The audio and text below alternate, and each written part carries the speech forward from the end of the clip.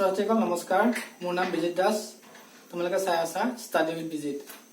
মই নৱম শ্ৰেণীৰ গতি অধ্যায়টোৰ ওপৰত আলোচনা কৰি আছো। প্ৰথম অধ্যায়টোত তোমালোকে গতি কি, হৰণ, দূৰত্ব, দ্ৰুতি আৰু বেগৰ বিষয়ে গম পালা।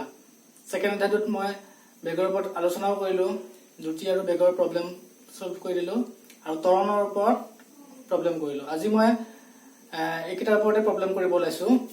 প্ৰব্লেমে কৰি দিম। তাৰ আগতে তোমালোকক কেইটামান ফৰ্মুলা কৈ দিছো আৰু কোনটোৱে কি বুজায় সেইটো কথা কৈ লৈছো। ৰবা তোমালোকক ইউ ইজ ইকুৱেল টু কি আছিলে এইখিনি আগতে গম পাইছা। প্ৰথম অধ্যায়টোত প্ৰাৰম্ভিক বেগ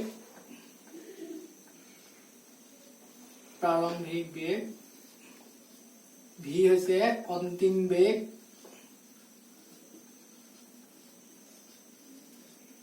এছ মানে দূৰত্ব, এ মানে হৈছে ত্বৰণ আৰু টি হৈছে সময়। এইকেইটা এবাৰ স্ক্ৰীনশ্বট মাৰি লয়, তাৰপিছত মই প্ৰব্লেম কৰিম। আৰু ইহঁতৰ ইয়াৰকেইটাৰ ওপৰতে ৰিলেশ্যনৰ ওপৰতে তিনিটা ফৰ্মুলা আছে। এইকেইটা হৈছে V is equal to U plus A T, S is equal to U T plus half A T square আৰু V square minus U square is equal to 2s a s। এই তিনিটা formula তোমালোকক লাগিয়ে থাকিব। গতি চেপ্টাৰটো গোটেইটো লাগিব, ইয়াৰ পিছৰ চেপ্টাৰটো লাগিব তোমালোকক এইকেইটা ফৰ্মুলা। এতিয়া কোনটোৱে কি বুজায় এইকেইটা জনাটো দৰকাৰ।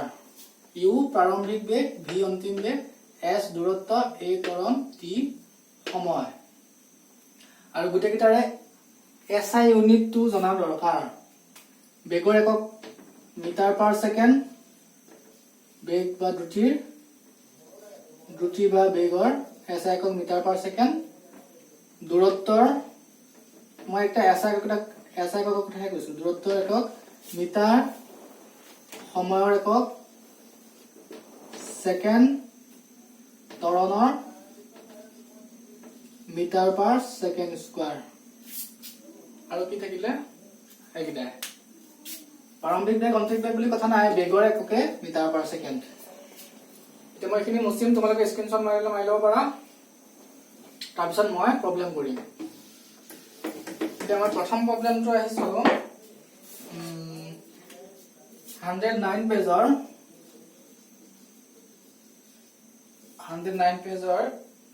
1 নম্বৰটো 1-2 প্ৰশ্ন আছে। এখন বাছ ৰৈ থকা অৱস্থাৰ পৰা গতি আৰম্ভ কৰি 0.1 মিটাৰ পাৰ ছেকেণ্ড ত্বৰণেৰে 2 মিনিট সময় গতি কৰিলে। মানে কি দিয়া আছে, প্ৰথম তোমালোকে প্ৰব্লেম যেতিয়া কৰিবা প্ৰথম কথাটো মনত ৰাখিবা যে কি কি দিয়া আছে সেইকেইটা তোমালোকে লিখি ল'বা। লিখি লোৱাৰ পিছত উলিয়াব কি দিছে সেইটো কুৱেশ্যন মাৰ্কত লিখি ল'লা। দিয়াৰ পিছত তোমালোকে কৰি চাবা ইয়াৰে কোনটো ফৰ্মুলাত পৰিব, কোনটো ফৰ্মুলাত আমি উলিয়াব পাৰিম বা কোনটো উলিয়াব সহজ হ'ব সেইটো তোমালোকে চাবা। প্ৰথম কামটোৱে হ'ব আমাক কি দিয়া আছে লিখি লোৱা। আমি প্ৰথম প্ৰশ্নটো পঢ়ি এখন বাছ ৰৈ থকা অৱস্থাৰ পৰা গতি আৰম্ভ কৰি, ৰৈ থকা অৱস্থাৰ পৰা গতি আৰম্ভ কৰা বুলি ক'লে আমি জানিম যে প্ৰাৰম্ভিক বেগটো তাৰ 0, যিহেতু ৰখি আছিলে, ৰখি থকাৰ পৰা সি গতি লাভ কৰিছে। প্ৰাৰম্ভিক বেগ 0 মানে ইয়াত ইউ ইজ ইকুৱেল টু 0। তাৰপিছত গতি আৰম্ভ কৰি 0.1 মিটাৰ পাৰ ছেকেণ্ড ত্বৰণেৰে আমি যিটো পাওঁ সেইটো লিখিম। তোমাৰ ত্বৰণ দিয়া আছে, ত্বৰণ এ দিয়া আছে কিমান 0.1 মিটাৰ পাৰ ছেকেণ্ড স্কোৱাৰ। তোমালোকে কিতাপত দেখি থাকি জানি metre into second to the power মাইনাছটো লিখা আছে। এইটো কথা মই কৰিছো। ইয়াক ওপৰলৈ নিলে কি হ'ব মাইনাছটোৱে হ'ব। এইটো লিখা তোমালোকৰ কথা। মিটাৰ পাৰ ছেকেণ্ড স্কোৱাৰ লিখিব পাৰা, এইটো লিখিব পাৰা। এই ইমান মিটাৰ পাৰ ছেকেণ্ড স্কোৱাৰে ত্বৰণে 2 মিনিট সময় গতি কৰিলে। 2 মিনিট সময় মানে টাইম দিয়া আছে 2 মিনিট। 2 মিনিটত কিমান ছেকেণ্ড আমি ছেকেণ্ডলৈ নিব লাগিব। 1 মিনিটত 60 ছেকেণ্ড হলে 2 মিনিটত 120 ছেকেণ্ড। ঠিক আছে, আমি দিয়া কেইটা পাতি ললো। এতিয়া মোক সুধিছে কি, এক নম্বৰতে দুটা হেৰি আছে, পাৰ্ট আছে। এক সুধিছে গাড়ীখনে লাভ কৰা দ্ৰুতি, গাড়ীখনে লাভ কৰা দ্ৰুতি মানে যিহেতু প্ৰাৰম্ভিক বেগ তাৰ 0 আছিলে, ইমান ত্বৰণেৰে ইমান সময়ৰ পিছত সি কিমান দ্ৰুতি লাভ কৰিব। মানে গাড়ী এখনে যাত্ৰা আৰম্ভ কৰি, মই ছবি আঁকি বুজাইছো, এই স্থানত ইয়াৰ বেগ আছিল 0, প্ৰাৰম্ভিক বেগ। 2 মিনিট সময়ৰ পিছত সি যদি ইমান ত্বৰণ লাভ কৰে, 0.1 মিটাৰ পাৰ ছেকেণ্ড ত্বৰণ লাভ কৰে, বি স্থান তাৰ বেগ কিমান হ'ব সেইটো বুজিছা। মানে কি উলিয়াব লাগে, ভি উলিয়াব লাগে। এতিয়া তোমালোকে চোৱা এইটো কোনটো ফৰ্মত পৰিব। ইয়াত চোৱা ইউ আছে, এ আছে, টি আছে, ভি উলিয়াব লাগে। ইউ এ টি দি আছে, ভি উলিয়াব লাগে। এইটো ডাইৰেক্ট এইটো ফৰ্মতে পৰি যাব। আমি জানো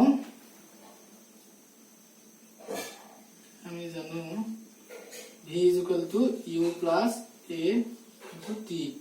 ইউ কিমান 0, এ কিমান 0.1, টি কিমান 120। কিন্তু 120 ইনটু 1 মানে কিমান হ'ব, 120 12.0 মিটাৰ পাৰ ছেকেণ্ড। ইউনিট চাবা ই বেগৰ একক 12 মিটাৰ পাৰ ছেকেণ্ড। মানে গাড়ীখনে ইমান বেগ লাভ কৰিব।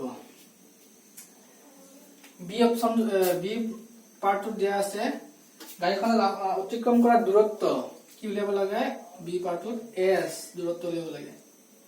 এতিয়া চোৱা এইটো কোনটো পাৰ্টত পৰিব, কোনটো ফৰ্মুলাত পৰিব। আমাক ইউ দিয়া আছে, এইটো ফৰ্মুলা চাওঁ বাৰু। এইটোতো এছ নাই, এইটো ফৰ্মুলাত আমি ইউজ কৰিব নোৱাৰো। এছ উলিয়াবলৈ হলে এইটো ফৰ্মুলা চাওঁ।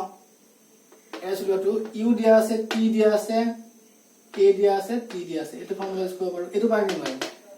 ভি দিয়া আছে, ইউ দিয়া আছে, কেও জানো, এছ উলিয়াব লাগে। দুইটা ফৰ্মুলা আমি ইউজ কৰিব পাৰো। তোমালোকে যোনটো সহজ, যোনটো ইচ্ছা সেইটোতে কৰিব পাৰা। মই কৰি দি আছো। যিহেতু আমি ভিটো পাই গলো, এইটো কৰিব পাৰো। এনে এইটো এই পাৰ্টটো নকৰা আগলৈকে কিন্তু আমি এইটো ফৰ্মুলা ইউজ কৰিব নোৱাৰো, কিয়নো এতিয়ালৈকে আমি ভিটো জনা নাছিলো। গম পাইছো নে? এতিয়া আমি ভিও পাই গলো, এইটো ফৰ্মুলা ইউজ কৰিব পাৰো। মই এইটো ফৰ্মুলা ইউজ কৰিছো। প্ৰথম ছেকেণ্ডটো এছ ইজ ইকুৱেল টু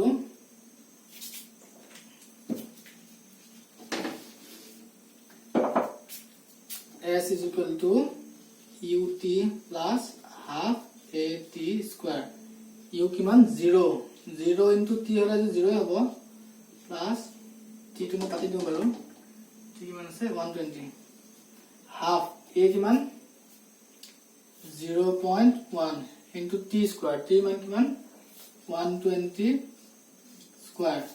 এইখিনিটো 0 হ'ব, এখিনি 0 half into 0.1 into 120 স্কয়ার কৰিলে কিমান হ'ব কোৱা।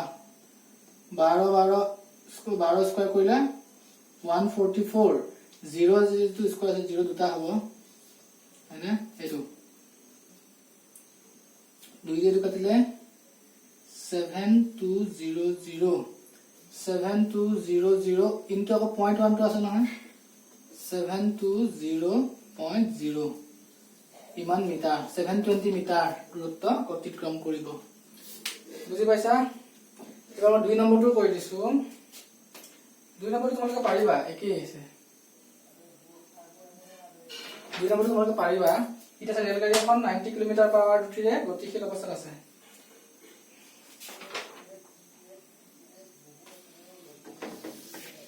ঠিক আছে, মই কৰিয়ে দিছো বাৰু চোৱা। 2 নম্বৰটো ৰেলগাড়ী এখন 90 কিলোমিটাৰ পাৰ গতিৰে গতিশীল অৱস্থাত আছে। মানে 90 কিলোমিটাৰ পাৰ বেগত গতি কৰি আছে, তাৰমানে তাৰ প্ৰাৰম্ভিক বেগ ইউটো হৈছে 90 কিলোমিটাৰ পাৰ আৱাৰ। এতিয়া আমি মিটাৰ পাৰ ছেকেণ্ডলৈ নিব লাগিব নে নালাগে সেইটো আমি পিছৰ কি দিয়া আছে চাই পেলাইহে উলিয়াম। 0.5 সুষম ত্বৰণৰ সৃষ্টি হ'ল, মানে a দিয়া আছে 0.5 মিটাৰ পাৰ ছেকেণ্ড স্কয়াৰ। এইটো আকৌ ত্বৰণটো আকৌ মিটাৰ পাৰ ছেকেণ্ডত থাকি গ'ল নহয়, গতিকে আমি 90 কিলোমিটাৰ পাৰ আৱাৰটো আমি মিটাৰ পাৰ ছেকেণ্ড দিব লাগিব। মিটাৰ পাৰ ছেকেণ্ড দিলে কি হ'ব 90 into 1000 তলত 3600 কিয় হ'ল তো 60 into 60 এটা কাটিলো 6 দিলে 6 7 36 6 ন যাব 3 কাটিলো 3 3 30 তাৰপিছতে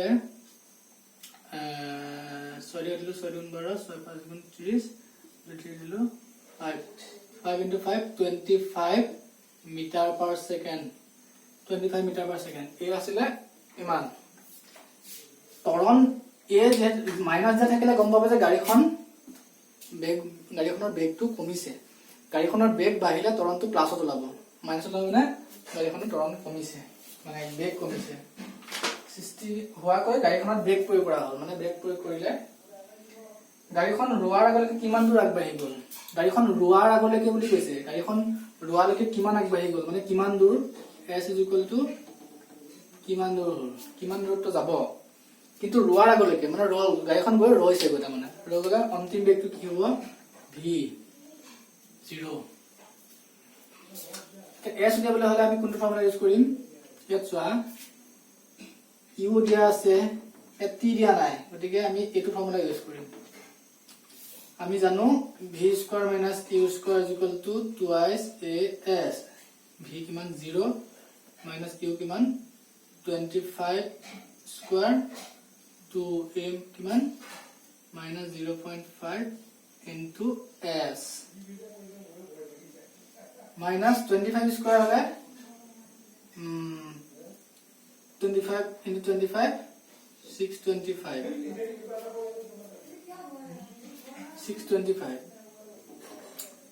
2 into minus 0.5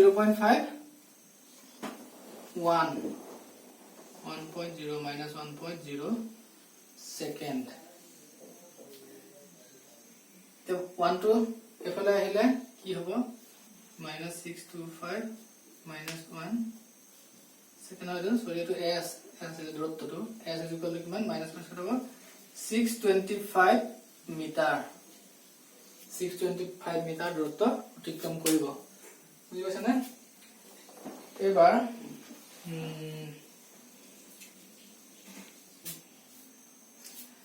এবাৰ মই 5 টো কৰিছো 3 আৰু 4 টো তোমালোকে ঘৰত কৰিবাচোন ঘৰত কৰি মোক দেখাবা কি হয় কমেন্ট কৰি পেলাই মোক কবা কেনে কৰিছা মই 5 টো কৰি দিছো ফৰ্মুলা এটা মুছি পালো একো নহয় দিয়া 5 টো কৰি দিছো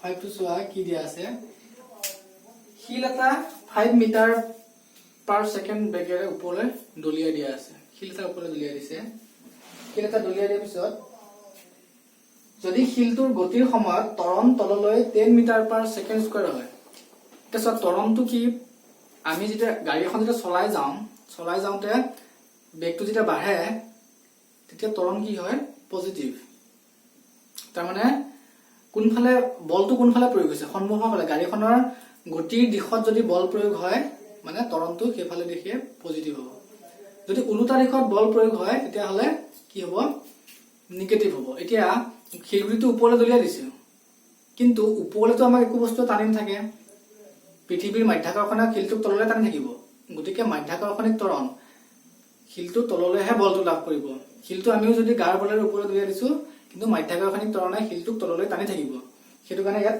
খিলটোৰ ত্বৰণটো -10 ধৰিব লাগিব 10 মিটাৰ পাৰ সেকেন্ড তেনে খিলটো কিমান উচ্চতালৈ উঠিব উঠিছে কিমান উচ্চতালৈ উঠিব আৰু সেই উচ্চতালৈ উঠিবলৈ কি কিমান সময় লাগিব এতিয়া আমাক কি দিয়া আছে চাওঁ প্ৰথমতে খিল এটা আমি দলিয়াই দিলে এটা প্ৰাৰম্ভিক বেগ হ'ব u2 5 মিটাৰ পাৰ সেকেন্ড বেগেৰে দলিয়াই দিছো 5 মিটাৰ পাৰ সেকেন্ড বেগেৰে খিলটো দলিয়াই দিলো দিওঁতে এই ভিটো 0 হ'ব কাৰণ কিমান উচ্চতালৈ উঠিব মানে এটা সময়ত খিলটো গৈ ৰৈ যাব মানে যিমান উচ্চতালৈ সৰ্বোচ্চ উচ্চতালৈ উঠিব সেইখিনি কেতিয়া হ'ব যেতিয়া ভিটো 0 হ'ব মানে যেতিয়া কি গৈ ৰৈ যাব তাৰ পিছত তললৈ নামিবলৈ আৰম্ভ কৰিব যিমান উচ্চতালৈ উঠিব মানে প্ৰাৰম্ভিক বেগটো অন্তিম বেগটো 0 হলেহে আমি উচ্চতাটো উলিয়াব পাৰিম অন্তিম বেগটো 0 হ'ব ত্বৰণ এ দিয়া আছে 10 মিটাৰ পাৰ সেকেন্ড স্কয়াৰ কিন্তু মাইনাস ধৰিব লাগিব কিয়নো ত্বৰণটো উল্টা দিশত হৈ আছে মধ্যাকৰ্ষণিক ত্বৰণ তেন্তে শিলগুটিটো কিমান উচ্চতালৈ উঠিব ইয়াত আমি h উলিয়াব লাগে h বুলি কলে এটা h টো আমি পোৱা নাই কিন্তু চিন্তা নকৰিবা আমি ওপৰলৈ যোৱাটো এটা দূৰত্ব নহয় জানো দূৰত্ব বুলি আমি s বুলি ধৰিব পাৰো এইটো ফৰ্মুলা ইউজ কৰিব পাৰো দূৰত্ব আৰু উচ্চতা আমি একে ধৰিব পাৰো আৰু সেই উচ্চতালৈ উঠিবলৈ কিমান সময় হ'ব t উলিয়াব লাগে এতিয়া আমি s উলিয়াবলৈ হলে h উলিয়াবলৈ হলে আমি এইটো ফৰ্মুলা ইউজ কৰিব পাৰো v দিয়া আছে u দিয়া আছে a দিয়া আছে s উলিয়াবলৈ আমি এইটো ফৰ্মুলা ইউজ কৰিব পাৰো মানে v square minus u square is equal to 2x a s বুলিও পাতিব পাৰা তোমালোকে h বুলিও পাতিব পাৰা যেহেতু এটো উচ্চতা দিয়া আছে h বুলিও পাতিলো v কিমান 0 minus u কিমান 5 square 2 into minus 10 into h 0 into 5 square মানে 25 2 into 10 minus 28 या তোমালোকে কব ভাবিব পাৰা 5 স্কয়াৰ কৰিছো -5 স্কয়াৰ কৰে তো প্লাস হ'ব লাগিছিল বুলি ভাবি যদি কোনোবাই ভাবিছা তেনেহলে সোৱা মই -5 স্কয়াৰ কৰা নাই -5 স্কয়াৰ কৰিলে +25 হলহেতেন কিন্তু 5 ৰ ওপৰহে স্কয়াৰ আছে এই মাইনাসটো ফৰ্মুলা আগত হে এই u ৰ মানটো 5 স্কয়াৰ হে কৈছো -5 স্কয়াৰ কৰা নাই গতিকে মাইনাসে হ'ব কি থাকিব -25 আৰু 20 তললৈ আহিলে h 5/4 h is equal to কিমান হ'ব 5ক আমি 4 ৰে হৰণ কৰিলে 4 গুণ 4 এক থাকিব 4 গুণ 1.25 মিটাৰ হয়নে 1.25 মিটাৰ এতিয়া আমাক কি লাগে টাইম কি উলিয়াব লাগে t টো কেনেকৈ উলিয়াম এতিয়া আমি s গম পাই গলো u জানো এটো উলিয়াবলৈ হলে আমাক অলপ অসুবিধা আছে কিয়নো ইয়াত t মান দুটা আছে এখিনিটো এটা t আছে এখিনিটো t আছে তথাপিতো উলিয়াব পাৰিবা এখিনি উলিয়াব পাৰিবা কিন্তু এটো উলিয়ালে বেছি সহজ হ'ব v is equal to u plus a t v কিমান 0 u কিমান 5 a কিমান -10 into t এতিয়া 5 টো মই যদি এফালে লৈ আহো মই 5 টো এফালে নানো এদিকে আনো -10t -10t টো মই এফালে লৈ আহিলো কিমান হ'ব +10t nt is equal to 5 t is equal to কিমান হ'ব 5/10 মানে হাফ মানে কি হ'ব 0.5 সেকেন্ড বুজি পাইছা না টান লাগিছে নেকি একো টান লাগা নাই একো টান নহয় একেবাৰে সহজ খালি কোনটোৱে কি বুজায় প্ৰথমতে তোমালোকে এটো মন দিব লাগিব কোনটোৱে কি বুজায় কোনটো ৰাখিয়ে কি বুজায় ভিটোৱে কি বুজায় ইউটোৱে কি বুজায় ইটোৱে কি বুজায় টিটোৱে কি বুজায় আৰু তোমালোকে ফৰ্মুলা তিনটা এই তিনটাই ফৰ্মুলাই মনত ৰাখিব লাগে আৰু যেতিয়া প্ৰশ্নটো দিব প্ৰথম কথা তোমালোকে কি দিয়া আছে হেতু চাবা আৰু কি উলিয়াব লাগে হেতু চাবা তাৰ পিছত প্ৰশ্নটোত একো নাই ফৰ্মুলাত কোনটো ফৰ্মুলাত ব্যৱহাৰ হ'ব কোনটো ফৰ্মুলা ব্যৱহাৰ হ'ব চাবা ফৰ্মুলাত পেলাই দিবা কাম শেষ